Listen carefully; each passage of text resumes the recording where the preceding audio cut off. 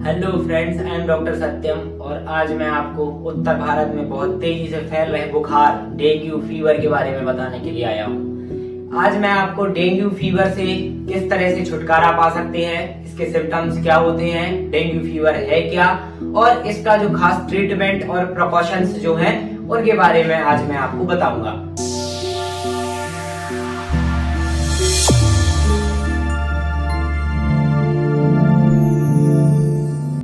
Hi friend, this is doctor Satyam और आज मैं आपको डेंगू फीवर के बारे में बताने के लिए आया हूँ। डेंगू फीवर होता क्या है? ये एक बहुत खतरनाक तरह की बीमारी है, बट बहुत इजी तरीके से इससे निपटा जा सकता है।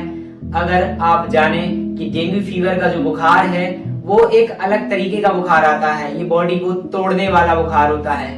तो डेंगू फीवर है क्या? ये एक एडिस मॉस्किटो से फैलने वाली डिजीज है।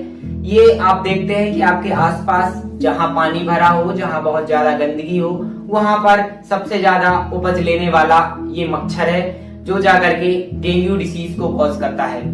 डेंगू करप्शन का जो इंक्यूबेशन पीरियड है वो मोस्टली 5 से 7 दिन के लिए कहा गया और मैक्सिमम 14 दिन तक इसका बुखार देखने को मिलता है। यानी ये 14 डे तक अपने फीवर को कवर करने का काम करता है। कि पैथोफिजियोलॉजी होती क्या है? डेंगू फीवर मोस्टली बॉडी में जब ये मॉस्किटो के कट करने से फीवर अराइज होता है, तो फीवर होने के दौरान आप देखते हैं कि बॉडी में बहुत सारे ऐसे खास सिम्टम्स आते हैं जो देखने को मिलते हैं। ये बॉडी में आपको high rise temperature 104-106 Fahrenheit degree का टेम्परेचर यानी बुखार देखने को मिलता है। गले में सोर थ्रोट देखने को मिलता है। हेडेक, आपको बहुत तेजी से हेडेक देखने को मिलेगा। आपकी कमर में दर्द, आपकी बॉडी में दर्द, आप चलने में असमर्थ और बहुत ज्यादा मात्रा में वीकनेस देखने को मिलती है। आज अगर कहा जाए तो उत्तर भारत में बहुत तेजी से फैलने वाली ये डिसीज है जो पूरी इंडिया को कवर कर रहा है। तो ये कुछ खास सिम्टम्स देखने को मिलते हैं। डेंगू फीवर का जो बुखार है बहुत ज्यादा दिनों तक चलता है और इस बुखार में सबसे ज्यादा वीकनेस देखने को मिलती है। और डेंगू फीवर का सबसे खास और सबसे खतरनाक सिम्टम थ्रोम्बोसाइटोपिनिया।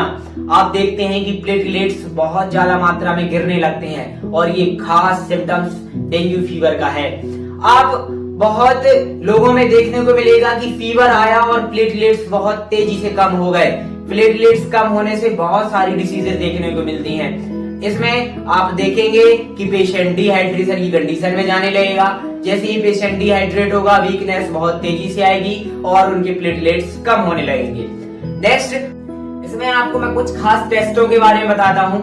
डेंगू फीवर में आप देखेंगे कि एक सबसे खास टेस्ट इसका सीबीसी जो कंप्लीट ब्लड काउंट कहलाता है। कंप्लीट ब्लड काउंट में आप अपने प्लेटलेट्स काउंट को और ल्यूकोसाइट काउंट को क्लियर देख सकते हैं, जिससे आपको इन्फेक्शंस और प्लेटलेट्स काउंट के बारे में क्लियर हो जाएगा। नेक्स्ट, आप देखते हैं कि डेंगू प्रोफाइल टेस्ट होता है, जिससे आपको ये क्लियर हो जाएगा कि डेंगू टेस्ट है या नहीं, आप डेंगू से सफर कर रहे हैं या नहीं। इसके खास मैनेजमेंट की बात करते हैं। इसको मैनेज करने के लिए आप पर्याप्त मात्रा में खाना खाइए, दिन में 3 से 4 बार खाना खाइए, जिससे आपको वीकनेस ना हो पाए। और आप मोस्टली हो सके तो ज्यादा से ज्यादा पानी पीजिए, क्योंकि ये जो डिसीज है इसमें सबसे ज्यादा डिहाइड्रेशन देखने को मिलता है। अब डिहाइड्रेशन से बचने के लिए प्रॉपर मात्रा में पानी पीजिए और हो सके तो रेस्ट करें, क्योंकि आप देखते हैं कि प्लेटलेट्स काउंट कम होने से ब्लीडिंग होने का सबसे ज्यादा खतरा रहता है। अपनी बॉडी की जितनी ओपनिंग्स हैं, अगर प्लेटलेट्स काउंट बहुत ज्यादा मात्रा में कम हो गए तो देखेंगे कि आपको ब्लीडिंग की कंडीशन देखने को मिलेगी। सबसे खास ब्लीडिंग मोस्टली माउथ से देखने को, गम ब्लीडिंग देखने को मिलती है, नोज ब्लीडिंग देखने को मिलती है और एनल एरिया से ब्लीडिंग देखने को मिलती है। और भी कुछ खास ऐसे एरिया हैं जिनसे आपको ब्लीडिंग देखने को मिलेगी। तो आप इन खास बातों का जरूर ध्यान रखें। और नेक्स्ट आपको मैं इसके प्रिकॉशंस के बारे में बताता हूं। तो आप जानते हैं कि प्रिकॉशंस तो कुछ खास ऐसा है नहीं है, लेकिन आप हाइजीन को मेंटेन रखें और प्रॉपर मात्रा में आप अपने आप को हाइड्रेट करें, अपने आप को पानी बहुत ज्यादा मात्रा में पीने दें, जिससे आपको बहुत जल्दी आराम मिल जाएगा।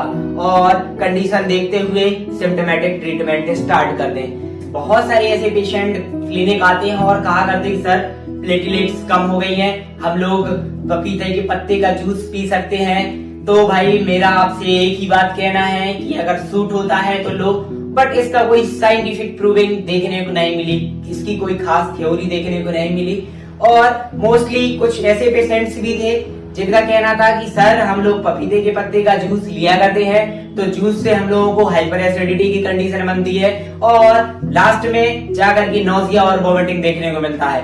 तो हो सके तो आप मेडिसिनल ट्रीटमेंट ले, सिम्टोमेटिक ट्रीटमेंट ले, बट कुछ एक्सटर्नल थ्योरी की आपको जरूरत नहीं है। आप बहुत आसानी से ठीक हो सकते हैं, टेंशन बनाने की कोई जरूरत है नहीं।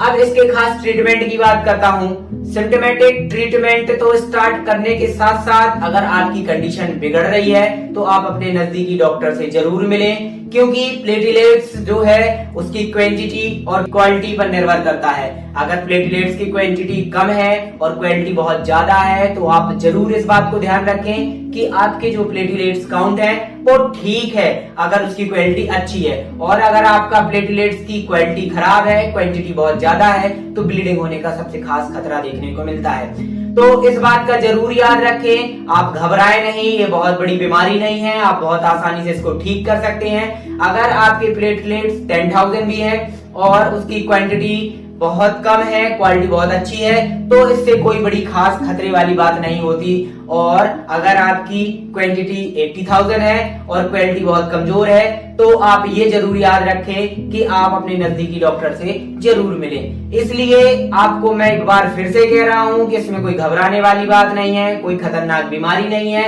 ये जो बुखार है हमें कोरोना की याद दिलाता है, तो आप इस चीज का जरूर याद रखें कि हम जब कोरोना जैसी महामारी को हरा के आ सकते हैं तो ये कोई बहुत बड़ी चीज नहीं है, इसको भी हम बहुत जल्दी डिफीट कर देंगे। तो आप सतर्क रहिए, सुरक्षित रहिए और 10 मिनट योगा जरूर करिए।